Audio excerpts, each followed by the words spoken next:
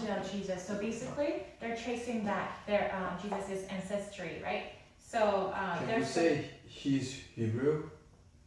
Huh? He's Hebrew? I mean like Hebrew, right? I mean, so what word? Which word? how can I say Hebrew? Hebrew. Yeah, Jesus is Hebrew. Can you say that? Yes, sure. Then he's Jewish. Yes. Then after, but the religion that he brought, it's Christianism. Wow, that's interesting. Yeah. But he was a Jewish believer. He was a Jewish believer? Yeah. Okay, then, like, how do we know he trying to bring another religion? Because actually, like, the Bible, Jesus didn't write it. The people who believe him write something. There are so many variations of Bible. Then how do we know actually he's trying to say the Christianism is the true religion? Maybe he was just saying Judaism. I can say Judaism, right? What religion? Judaism. We have some problems with Judaism. Like in Judaism, you can eat pork, you can drink alcohol, but in Christianism, like if you believe in Jesus Christ, you can do whatever you want. Just believe him, then he will save you. Do you eat pork? Yeah, I do. Okay.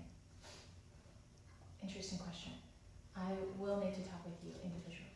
Oh, okay. It takes a little bit of explanation. Okay. Yeah. You know what? Yeah. So basically, back to Matthew 1. Good question. It starts with Abraham. Abraham was not the first human being, right? But it starts with Abraham. And Abraham is the correct pronunciation, so thank you, Dopen. So Abraham was the first person in the genealogy. What does that mean? Do you know who Abraham was? Abraham. Ab means father, and Raham means of many. So his name means father of many. Raham is the name? Yes, Abraham is the name. So we have this name in English too. You know, I have friends whose name is Abraham or Abe. Yeah. Right? Sometimes my friend told me that Rahaya, you know, it's like cheers, like salute. Oh. Okay. All right. Some languages have some similar sounds, but Abraham was not the first man. He was from a land where they had many gods. Okay, but God called him, and he responded, and so he took out on a journey. He and his wife Sarah did not have a child for 75 years, close to 75 years. And so if you're so old and you know if you are incapable, you know, like if you're 75 years old, like you can't bear children. I mean, that's for sure, right? Yeah, Grandfather, yeah, your body doesn't work. And so although he was promised to have a child, God promised him, you know, that you will have a child, but he was like, I'm good as dead. Like I'm like a dead person. Sarah is so old, like, you know, we can't have a child. And so he actually tried to have a child through his servant, younger servant. But God said, you know what, I'm not gonna work through your servant. Like I told you that the child was going to come through you. And so by multiple times of encountering with the Lord, Abraham actually believed, and he finally had a child through Sarah. And they were very old, probably all white hair, but that child's name was Isaac. Isaac means laughter, because they laughed. Sarah, when she heard an angel of the Lord talking to Abraham that you're gonna bereave the child next year, she laughed. Like she was hiding behind the wall and she was laughing because I'm like a grandma. You know, how am I supposed to have a child? It's like it's funny. So she laughed, and the angel recognized it. And he said, Sarah, why are you laughing? And she's like, oh, she got so scared. I did not laugh. Hi, I did not laugh. And angel said, no, you did laugh. And afterwards, she actually had a child, right? I think she was like 70 something when she had a child, and because she was so happy, she laughed. And so there are two types of laughing, and that's why his name is Isaac. right? Anyway, so the reason Jesus' genealogy starts with Abraham is not because Abraham was the first man, but because he's the first man who responded to God in faith. So that name is important, that comes out first, right? And then what really stands out from the genealogy of Jesus is that there are several women in the genealogy. So if you remember, this was written in the context of Jewish culture, right? And Matthew, the author of this book, was a Jewish, and he had been a tax collector, but Jesus actually called him, be my disciple, come follow me, and he actually repented from collecting more money than he was supposed to, and he started following Jesus, and he became a disciple, wrote this book, and so from this genealogy, you see several women, right? Tamar, right? She, I believe, it was a Canaanite woman. So according to the Jewish tradition and laws, number one, do you remember anything about women? If you want to be Jewish, your mom must be Jewish, right? Actually, it doesn't matter who is your father, but your mother has to be Jewish. Yeah, I think so. I think that's what I heard. But Tamar was a Canaanite woman. She was not Jewish, okay? And let's see, there's another woman, Rahab. Rahab was from Jericho. She was not a Jewish woman, okay? Actually, her job was... What was she? She was a prostitute. Oh, okay. In Jericho. Right? Who was Ruth? Yeah, it's like, no way, right? Ruth. Do you know anything about Ruth? She was a Moabite woman. So if you turn to the Old Testament, actually there's a book of Ruth. The whole story about who she was. Yeah. She got married to a Jewish man, and her husband actually died, and then, anyway. Ruth was from, and then who was Uriah's wife? Was Bathsheba. She was either a Hittite woman or was married to a Hittite man, which made her unclean according to Jewish laws, right? And so when we see these women, women's names are not supposed to be even in the genealogy, right? Because Jewish culture really looks down upon women. And plus, they were from foreign land.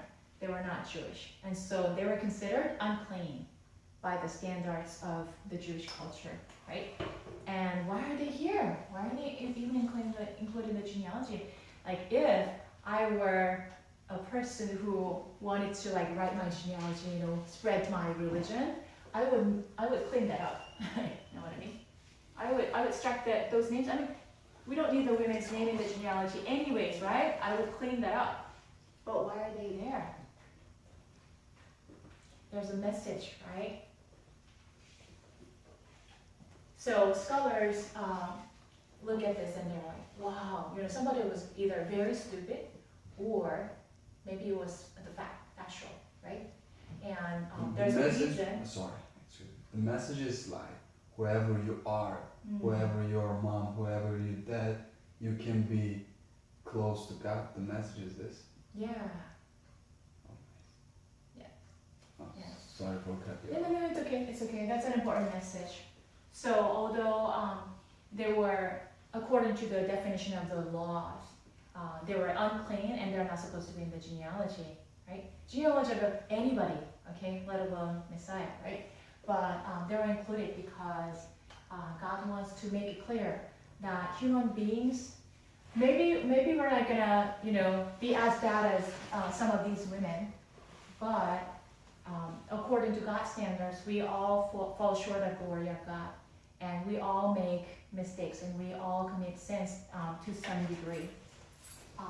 But God promised Abraham that you will be the source of blessing, and He promised down the line on David, King David, right, David, and that the throne will not leave from your own household.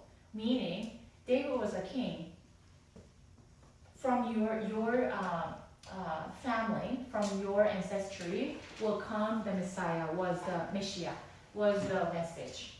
And he has such a messy genealogy, like, if I were God, I would have given up on the family. Like, oh my goodness, okay, you guys are, you guys keep sinning and I can't stand this anymore, so I'm going to pick another family. He could have done that, but he fulfilled his own promises that the Messiah or Messiah will come through the genealogy of Abraham and David. He fulfilled it by his own faithfulness. So God is faithful when we're not faithful, and he makes it come through, is the message of this. And another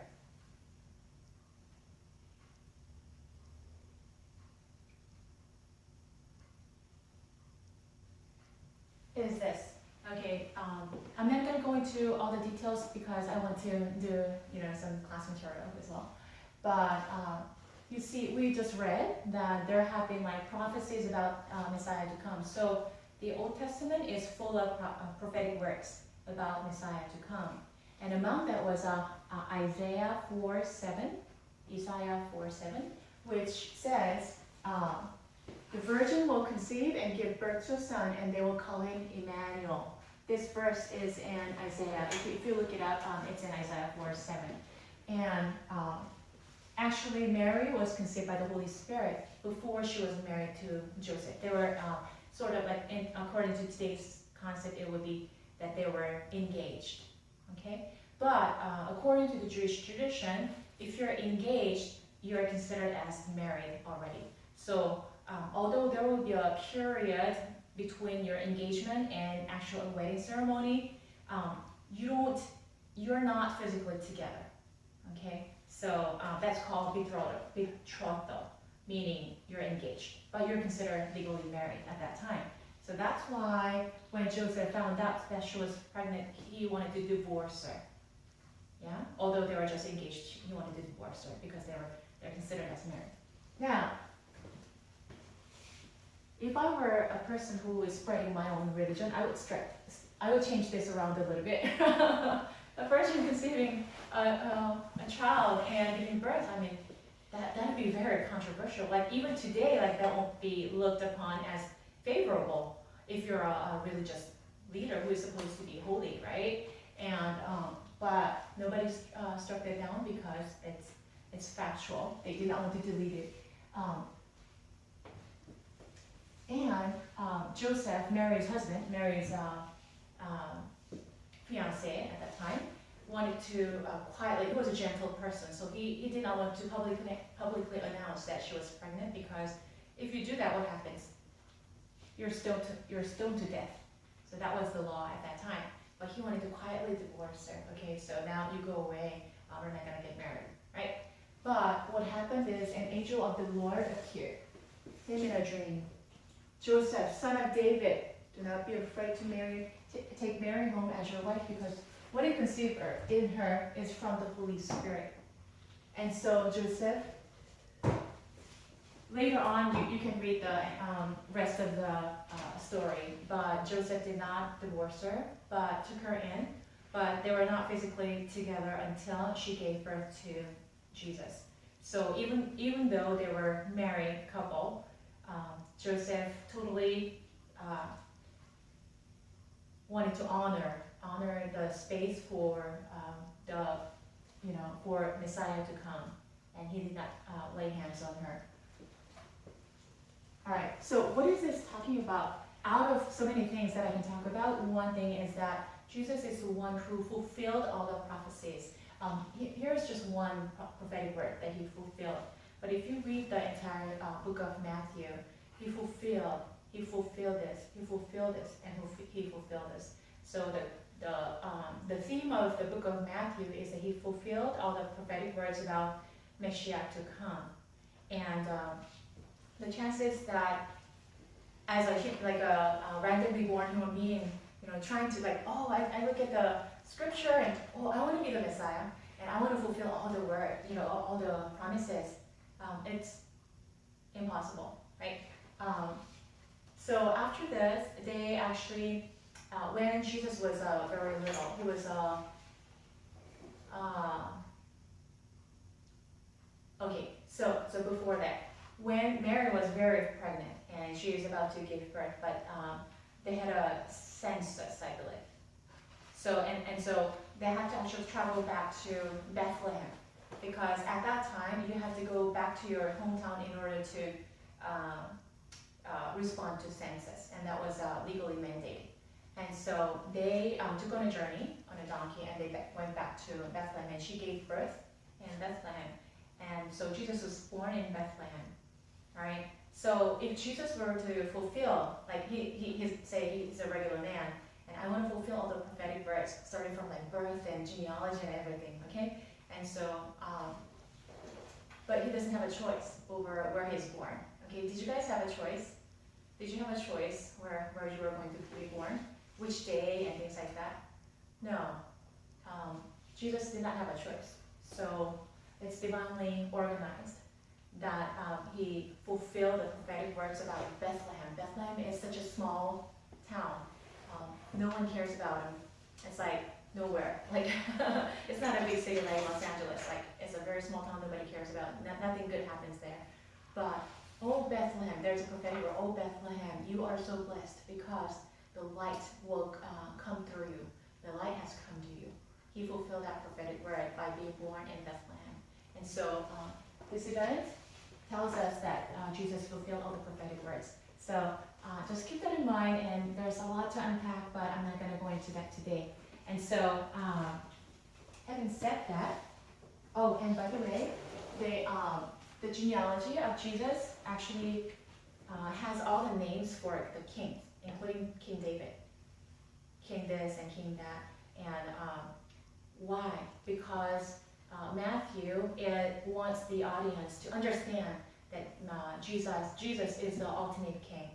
He's not the earthly king. He actually denied it. That people tried to make him a king because he was doing miracles, right? Feeding of the 5,000 with 5 fish and 2 loaves, and he had leftovers afterwards, right? So he was feeding, and people wanted that.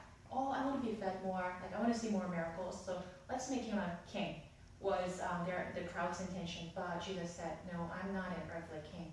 So he went away alone to be the Messiah, to be crucified and rise again from the dead. That's a hard road. Like it's better if you are wearing I don't know, silk robe and just and crowning in your throne, just eating Thanksgiving dinner every day, right?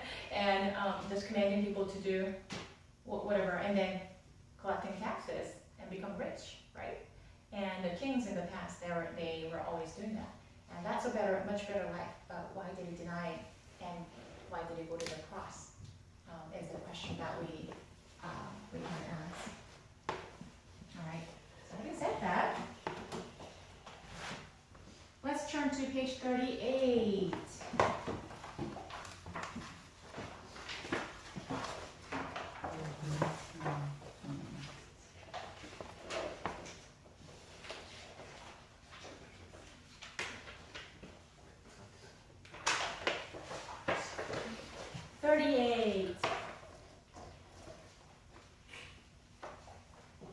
All right, so Joanne, can you please read the learning objectives for us with the title?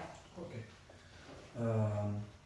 Learning of Chapter 8, Social Enterprise and Social Responsibilities. Mm-hmm. Learning objectives. Mm-hmm. Understand the definition of social enterprises. Mm-hmm. Describe some examples of social enterprises. Yes. Identify the corporate social responsibilities. Mm-hmm. Explain the social issues being tackled by the social enterprises. Mm-hmm. Compare different types of social enterprises such as great commitment companies and business and mission. Mm-hmm. Discuss how the principles can be applied to your own workplaces. Okay, have you heard of social enterprise? Anyone? No? Okay, Chong, what is the definition of social enterprise?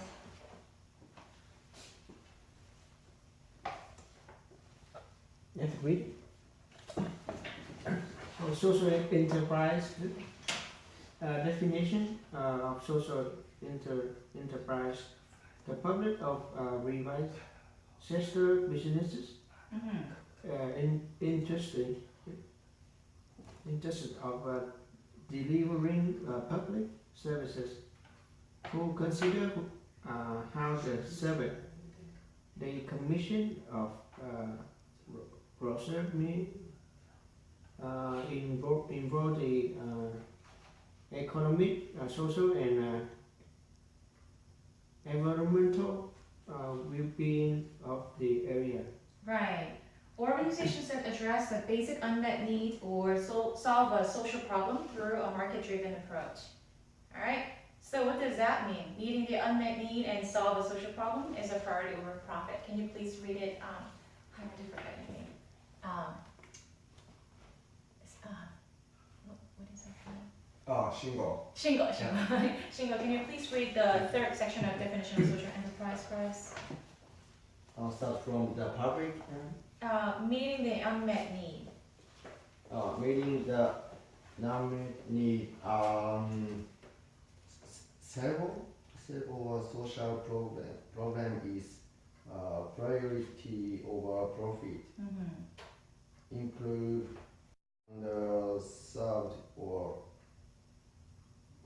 marginalized groups. Income strategies are tied directly to their mission. Employ people who are Disadvantage. disadvantaged, so profits are invested in the business. Right. So what does that mean? Does it make sense to you? Okay. So if you look at the diagram, it'll make sense to you. Page 39. If you look at the diagram, on the left-hand side, you see non-profit generating no revenues or profits. Okay, and that's called charity. Have you seen charity organizations? Right. So they collect donations from people, and they don't make any profit. Or if they make any profit, that's gonna go back to the society, right? So they don't. It's not beneficial to the company or anybody who owns the organization. But it's called non-profit. And actually it's non-profit and they generate no revenues or profits. But if you generate profits and give back to the society, that'll be called social enterprise. All right. So social enterprise, it says it combines commercial and social goals, but with emphasis on latter, profits reinvested in community or company. So. How is it different from a for-profit company? So we have many more for-profit companies than non-profit, right? So I believe the United States has been investing into non-profit organizations in order to support them, to help them grow more because they give back to the society and it's good for the society in general, right? But still, we have more for-profit companies. So what are the examples of for-profit companies? Like whoever makes money. What are the examples? Walmart, yeah. Chong, where did you buy your stuff? Target, okay. He bought a giant TV and he's very satisfied. All right, what else? Who are the for-profit companies? Costco, oh. Yeah, it's a big deal, right? And I'm sure that their shelves were empty like over the Thanksgiving break. Who else?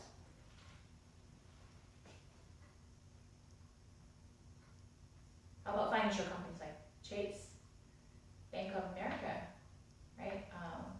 Wells Fargo, yeah? They're all profit companies. And so we understand, like, what's their goal?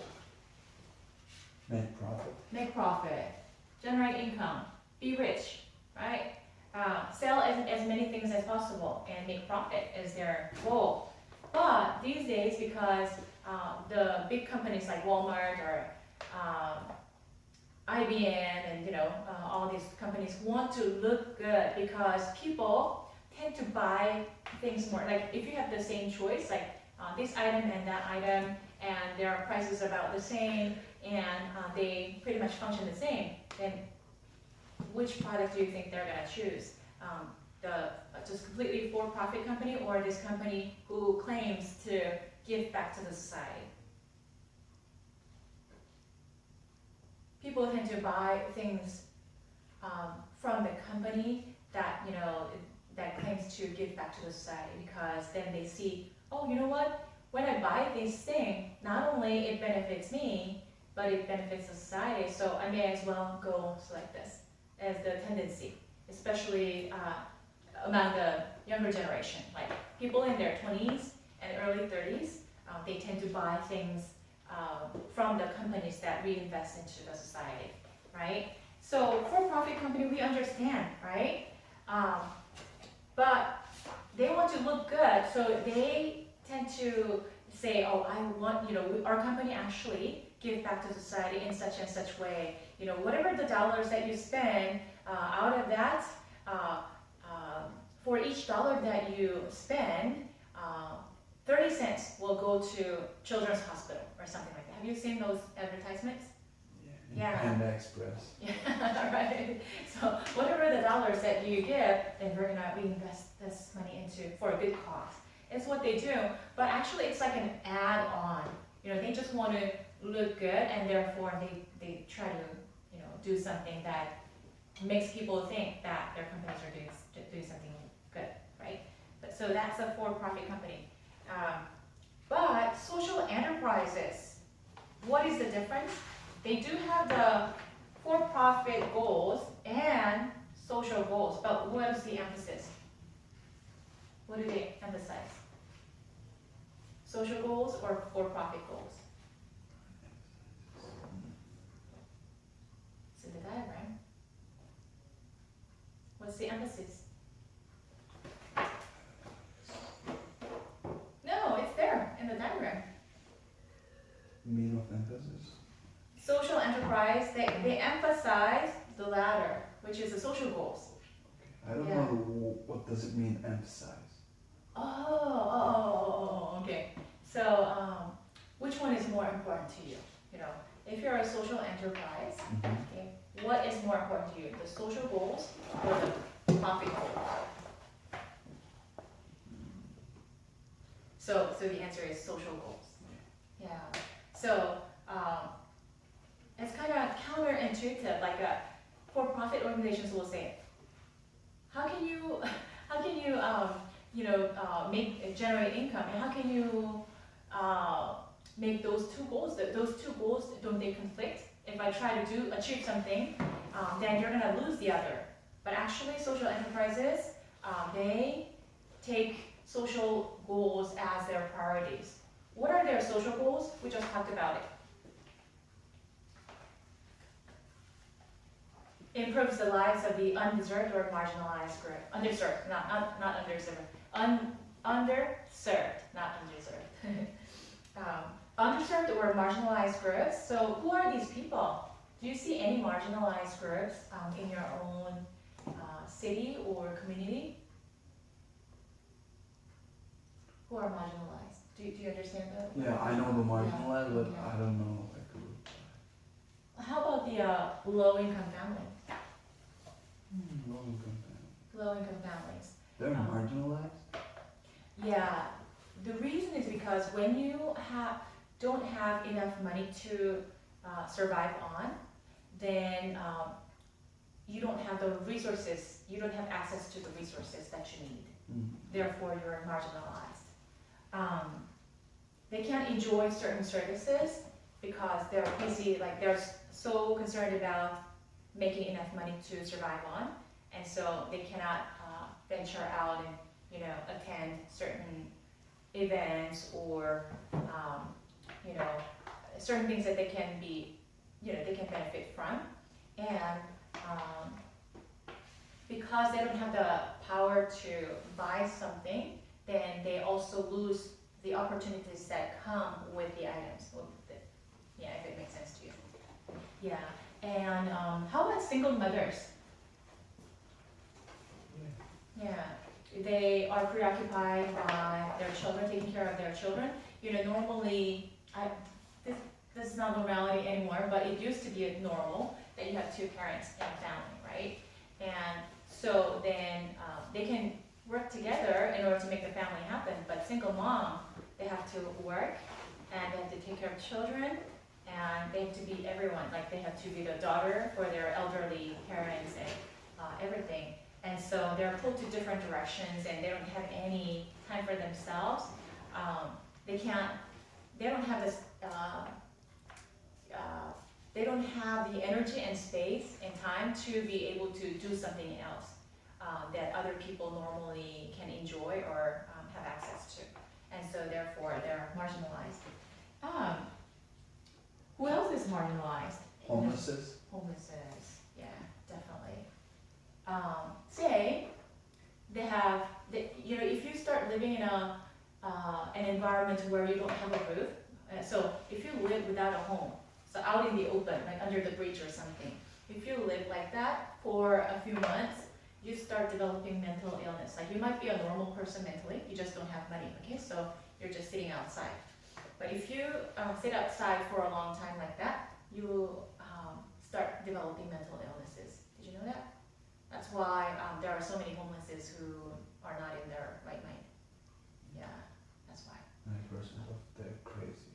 Yeah, they all look something. They look disoriented, disorganized, and something's wrong with them mentally, right? Maybe they were not like that from the beginning, and there are people who were like that before. But so many people who are on the streets, they developed mental illness because they were outside and they did not have enough to eat. And when they knocked on the door to beg for food, they were mistreated, right? And their self-esteem goes down, and just the hardship of their daily life that kind of atmosphere is conducive to producing mental illness. And so because they don't have money, they can't receive counseling.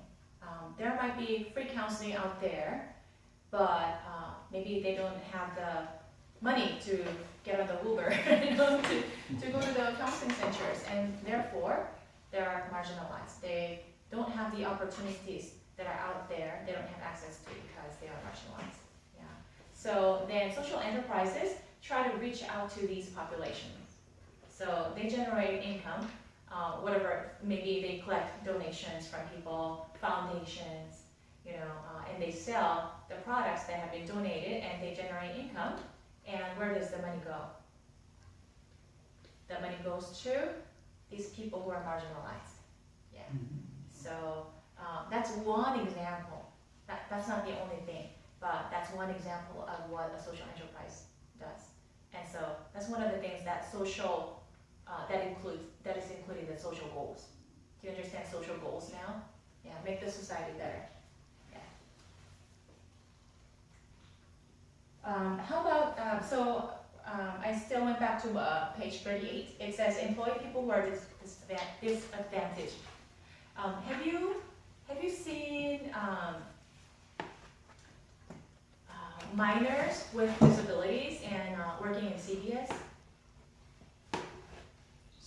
CVS is a drugstore, right? Yeah, I know. Yeah. Yeah. Have you seen those people?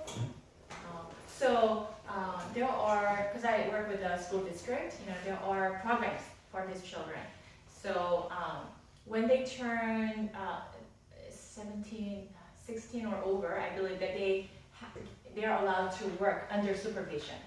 And so these kids have learning disabilities, and therefore probably the chances are they're not going to go to college, okay? And they're kind of struggling with their daily things. So they need like a closer supervision, like somebody has to kind of scaffold them, like somebody has to support them and kind of watch them in order to be able to work and carry out their daily life. So then CVS is one of the stores that hire these kids. And of course, they're not going to earn too much money, but the thing is, it's job training for these kids because they're not going to go to college. And so it's better for them to get a job and practice working, in a working environment.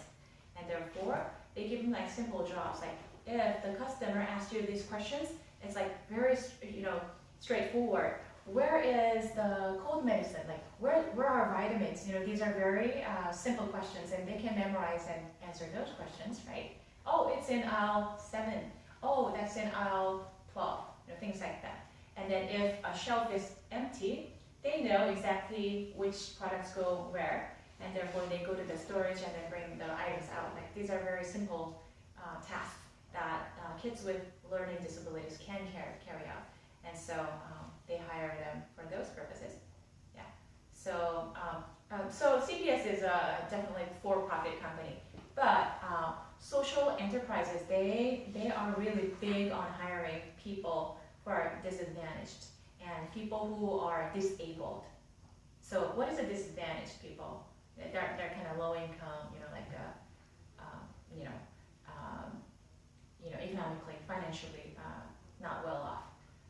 Disabled people, of course, are those with physical or mental disabilities, right?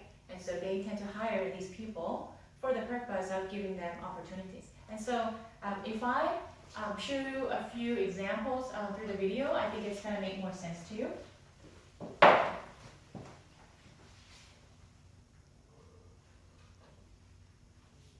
So,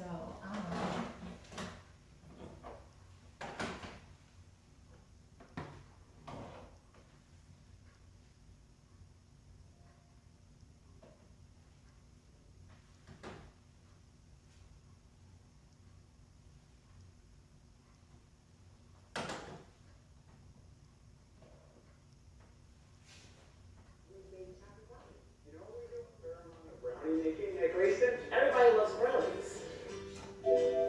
We spend our days making 35,000 pounds of brownies. We also make all the brownies that go into Ben & Jerry's ice cream. The process for getting hired at Grayson Bakery is quite easy. People come through the front door of the bakery, they put their name on the list. When we have a job available, we take the next name off the list and give them a chance, no questions asked. I've been working here for 16 years. And when I first got hired, I came with my name on the list. I started working ever since. A friend of mine, she said there's a bakery hiring, and I signed up, then they called me, and here I am. It serves community members that may have struggled with employment in the past, from incarceration, homelessness, addiction. We serve a fair amount of refugees that have no work history in the United States. But it's really the idea that we're giving anyone a chance. Actually, this is my first job I ever had. It just gives people who want to work, gives them the opportunity to work. First and foremost, it is the mixing, and then it goes to the slicer, And then it get cut into little pieces, it gets packed in these 25-pound boxes, and it goes on a pallet. and then it has to be shipped off. I love my job. I love making brownies. It's joyful. I love it. Many people want to be in the workforce and contributing, and they're just not given a chance. If I can educate other business leaders to say, hey, there's a terrific workforce out there, and give them the opportunity to work, you're going to change a life, that's really fulfilling for me. I come to work and I hopefully put a smile on everybody's face. I like the energy. I like being here for these people.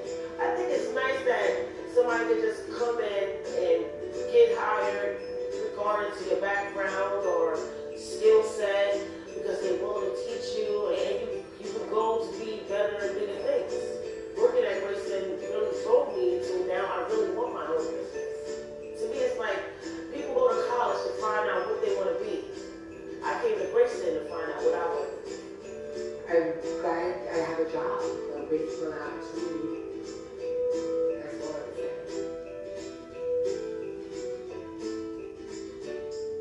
all right. So what is the main task of the Greystone Bakery? Just what? What is their main job? What are they doing? They're making brownies. Yeah, making brownies. Yeah, just in a factory, right? So what is their hiring policy?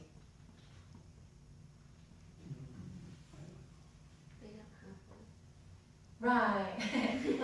their hiring policy is no interviews, right? So people line up in front of the factory, right? And in the morning, and whoever comes first, like first come, first served, and they sign off their name, and then they go there. And then I guess, they have to do on-the-job training because they have to know like exactly how to mix the things and how to, put them on the machine, and then so that it'll cut into pieces, and how to prepare the box and things like that, right? So very simple on-the-job training, and then they start working, right? So what's the reason you think behind their no background check policy? They want to have everybody has same opportunities and same chance. Right. So whoever they're actually mainly targeting the population who actually cannot get a job because of their background, right? So who are these people who are benefiting from? Did you hear that? You talked about them. Who gets hired? Incarcerated, like formerly incarcerated, right? Who else? Refugees. It's a big deal, right? These days, Los Angeles are like Anaheim, Los Angeles, and we have refugees everywhere, right? And this company actually hires refugees. Who else?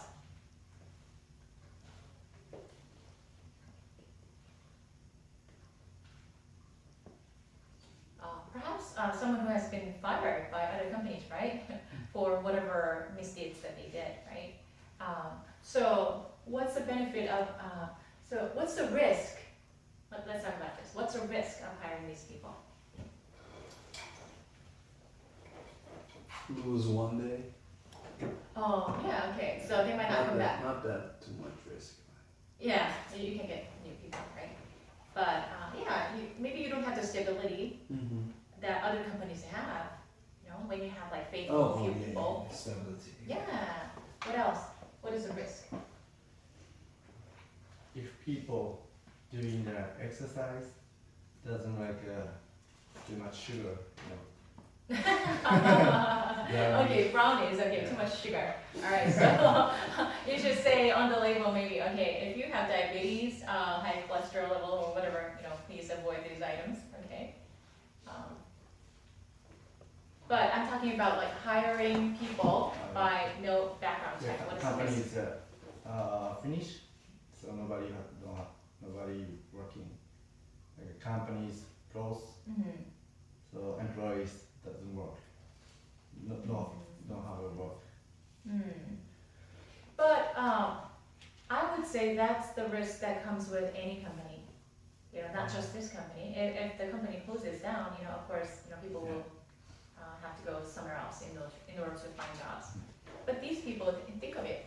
Even if they work for just 1 day or 2 days, they couldn't get a job before. Did you see the lady who said, "This is my first job," and she doesn't look young. She probably is like in her 40s or something, right? And she's like, "This is my first job, whatever." Okay, so former drug addicts, they're hiring them too, right? And so maybe that was the case for some of the people. Like, this is my first time job. Like, how can it be if you're in your 40s and got the first job? Maybe you have a certain background. Maybe you were in prison before, or you're a drug addict and your life was not normal and you couldn't work, right? And so if this is your first job, wow, talk about boosting your self-esteem, and finding joy of being able to work and actually earn some money to bring back to the family, right? Yeah. If you don't have a job for like 2 years, what happens? If you were working before, okay, if you don't have a job for 2 years, how do you think you're gonna feel?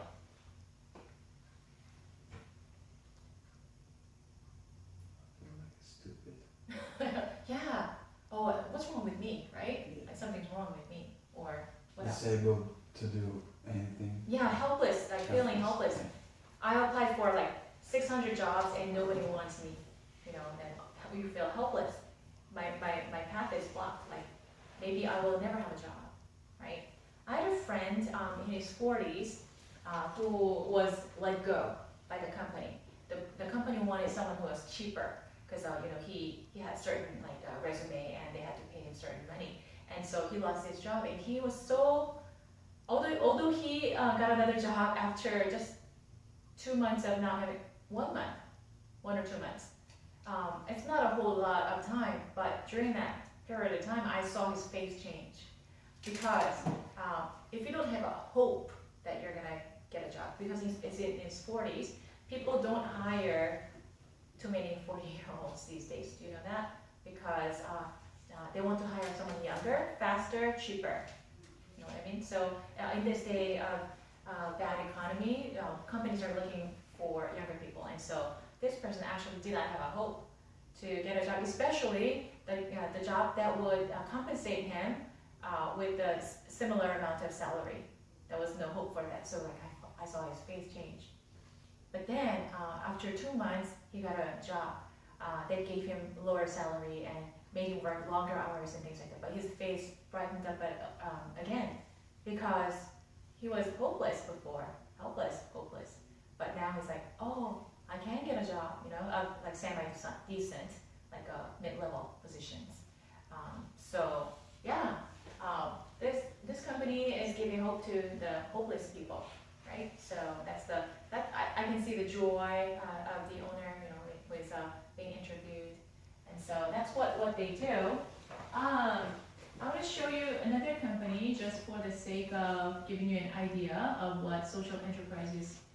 Well, actually, these are not social enterprises, they're for-profit companies, but they're still doing good. But social enterprises, their emphasis on giving away. So just recognize the difference, okay?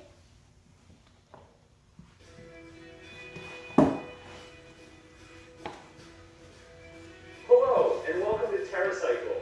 We are proudly headquartered in Trenton, New Jersey, the state capital of the lovely state of New Jersey. Behind us, you see the TerraCycle factory and offices.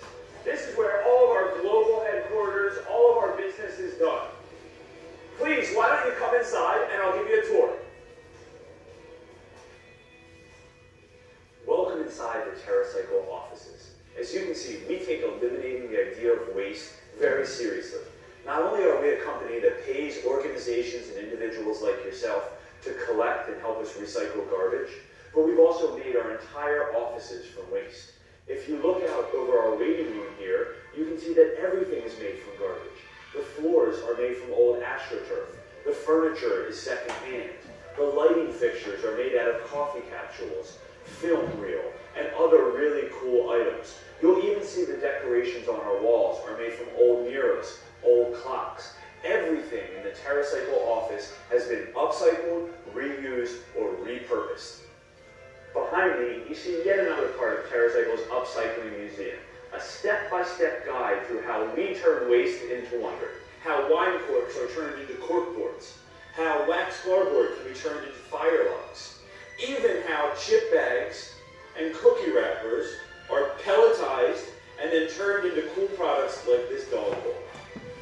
These are just some of the many products that TerraCycle makes today, and it all started with an ambitious Princeton University freshman who decided to bottle liquefied worm poop in a reused soda bottle. Here, TerraCycle has a team of plastic polymers experts, biochemists, and university students who all work together to try to solve the waste issues facing our planet. It's here where our scientists figure out how you can turn diapers and diaper packaging into plastic pellets, how you can turn chewing gum into plastic pellets, and how these pellets can be used to make a variety of new products. As a company that recycles, we also recycle here in our office. You can see not only do we ask you guys, our brigade members, to recycle, but we collect all of the same materials right here in our office to help make sure that our office is as eco-friendly as possible. Behind me, you'll see the main TerraCycle offices, where our teams from R&D to design to account management all work every day trying to make our programs, products, and services better for you, our consumers. Like our showrooms, we've made our entire offices from garbage. Whether it's the floor that's made out of remnant rugs, or it's the desks that are made from old doors, and even the legs which are made from pallets. TerraCycle is very committed to the idea of eliminating the idea of waste, and we do that right here in our office. Behind me, you see TerraCycle's main conference room. And unlike other conference rooms, there are no walls. You can enter and exit a TerraCycle conference room anywhere you want. Come on in. you'll see even the tables in our conference rooms are made from old doors. And one of my favorite parts is right here, we still have a fully operating doorbell. That way, if somebody's not paying attention in a meeting, you can get their attention. I'm sure many of you have already read the great story of Tom Zaki, the CEO and founder of TerraCycle. Tom still works right here amongst all of his employees. This is Tom's office, and as you can see, there are no doors on Tom's office. Employees are welcome to come in and out anytime they want. TerraCycle is an avid supporter of the artist community here in Trent. Local graffiti artists and mixed media artists are allowed to come into our facilities and paint our walls. Welcome to the TerraCycle courtyard. These tables are made from over 15,000 recycled Capri Sun drink pouches. You might not realize it, but down here is material that TerraCycle sells for playgrounds, made out of old flip-flops and wine corks that are turned into a nice safety mat so that you don't get hurt when you're playing at the playground. Have you ever sat on innovation? I'm sitting on innovation right now. This is the world's first Adirondack chair that's made 100% from recycled Capri Sun juice pouches. The very juice pouches that you, your schools, and communities have helped TerraCycle collect. TerraCycle takes a lot of that material and recycles it into the wonderful product like the Adirondack chair that I'm sitting in now.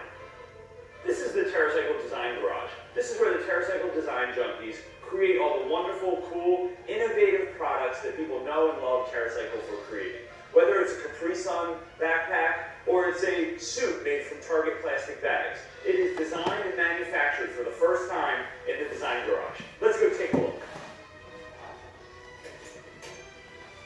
Behind us, we see the TerraCycle design team working on who knows what really cool project. Every TerraCycle product that's ever been made has come through this Design Garage. They're responsible for making the silhouettes and formats for all of our cool items, like the tents that are turned into lunch boxes, or the USPS mail bags that are turned into iPad cases. You can see the designers hard at work right now, innovating waste and creating a product that has never existed before. That completes our tour of TerraCycle. I hope you enjoyed checking out the art, the products, the design, and even the people that helped to make TerraCycle possible. Right down to the very jacket I'm wearing, TerraCycle is committed to eliminating the idea of waste, and we need your help. So please go to TerraCycle.com and pick what waste you want to collect. We want to pay you for your garbage so that we can use it to turn it into the beautiful products and ideas that you've seen here today. Thanks for coming along this tour. We hope to see you again soon. Yeah. So what are they doing? TerraCycle. Recycle. Upcycle. Yeah. So what are the what's the benefit of doing these? How does it benefit the society as the concept? So social enterprises, their purpose is to benefit the society, help the disadvantaged people, right? Mm-hmm. Yeah. So how are they doing it?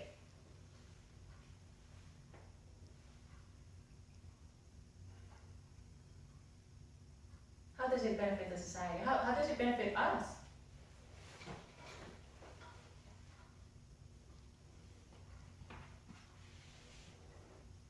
Well, do you know how polluted the earth is, right? The ocean, the ground, and everything.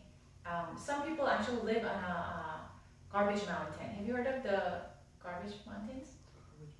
Yeah, so like they're just the entire town is built upon garbages because it's a powerless community where they can't say no, okay? So they're marginalized and therefore the government or the country decided to dump all their garbages in one town. It has to be dumped somewhere, right? All the things that we say we're gonna have lunch in the next few minutes, and if we have lunch and then left over, and if we have these disposable plates and forks and cups, where do they go?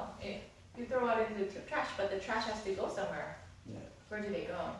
It's on the ocean. Ocean. Somewhere in the That's where even they in the space. Yeah, but that's a little more expensive, I think. They dump them somewhere, like try to bury them under the ground. But so therefore they're burning, they're trying to, because they can't keep accumulating and it's taking up space. And so they try to burn it up by, certain facility. And so when they burn, what comes out? CO2. Right. Not just, I hope it's just CO2. There are a lot of cancer, creating, like, very toxic fumes come out of the burning process, right? And so then where does it go? To the air. Yeah, to the air, and we're breathing it, right? It comes back around, And so what they're doing is garbages themselves can be resources, right? Did you hear that it started by the Princeton University students? Yeah, it did not start by like gigantic business owner. It started with students who are interested in the environment, right? And so they developed this chemical or some kind of liquid that you can use in order to, I guess, melt plastic wares and things like that, and then turn them into other items that are usable, right? Yeah, including the jacket that he was wearing. That's pretty interesting. Then how does it benefit the society if they are collecting garbages and recycling and upcycling and make them into products and sell them? How is it beneficial? It makes our environment clean. Environment cleaner, yeah. And then I believe that these items can be cheaper because they are made of whatever the process is. If the process is complicated, maybe it's gonna be more costly. But then certain items like the playground mats, I think it's not a very difficult process. If you make them out of like flip flops and things like that, it doesn't take a complicated process to upcycle it. Then probably it's going to be cheaper on their end, and it generates profit, and then they can give it back to the society as well. Yeah. So and then I believe that what they're doing is kind of modeling for an entire society like this is how you can reutilize the wasted resources. Yeah. Okay.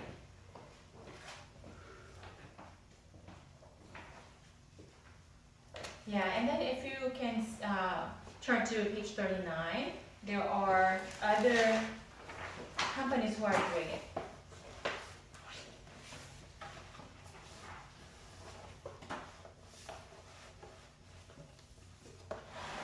Yeah, so Jean, can you please read number 7? What is Warby Parker doing?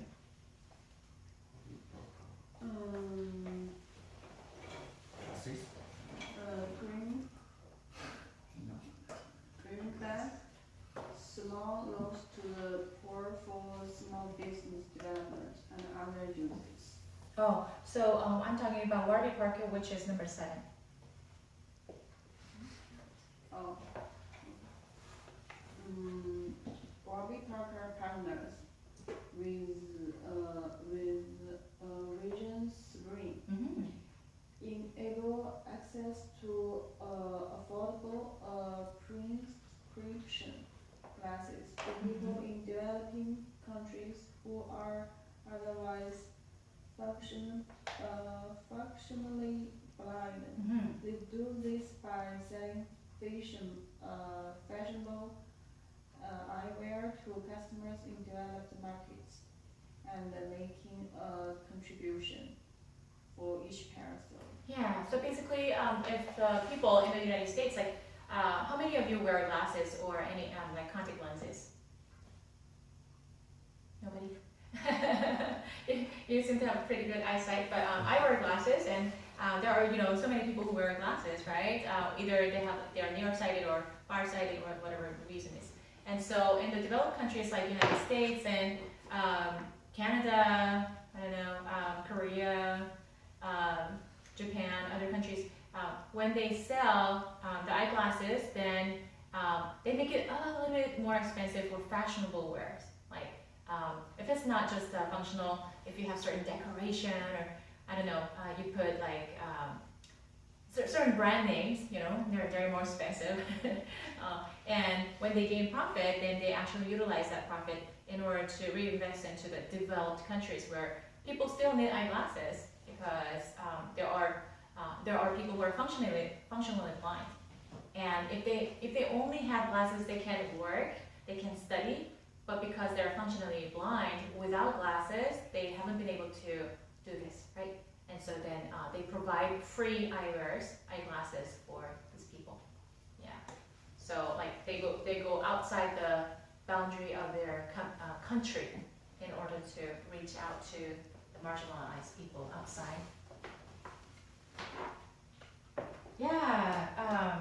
There are so many things that we can do, even not as business owners. We can find ways to benefit society. These companies are responsible to multiple stakeholders, and you can read about it on page 40 later. They're responsible for the investors and financial community. Like they have to benefit the investors. Like if you're a company, then you have to benefit the investors and financial community, and you have to be responsible legally as well. Have you heard of like Securities Exchange Commission? It's a government agency, and you have to fulfill their requirements in order to continue as a business, right? And corporate social responsibilities include responsibility to society, of course, improve the systems, think about safety and health, and improve the quality of workforce. So if you have hired certain people, then you're responsible for them as well, because they came from the society. You need to provide them with opportunities to learn new things, provide training to create a safe environment for work, right? And then give them opportunities to improve and step up, right? And they're also responsible to customers. The customers have to be informed, and they should be given choices. Like, okay, I have choice over this, over that, instead of providing just one thing and eliminating the options, right? And they have to listen to the complaints and resolve, right? So these are the responsibilities to their employees and to the environment. These are the responsibilities of corporates. And we can be mindful of these factors and apply to our own job situation. Although we're not business owners, if we have this big picture of how corporates should operate, if we can influence the people around us, like we can influence our supervisors as well. If we carry certain values with us, then in our conversations, like in our business meetings and things like that, they will get to see how you work and how you approach different matters. Then even your supervisors can be influenced, and they so you're being a model. You're actually influencing as a leadership, although you're not in the leadership position, because leadership is about influence, and you can influence the people around you. All right, I want to show you a little bit of video regarding these questions. So we watched a little bit of about Darwinism last time. Do you remember? Yeah, and that's the biological aspect, a biological approach to Darwinism. But then this section is a cosmological approach. So these are the questions that you should keep in mind, and we're going to discuss after watching a smaller section of the video.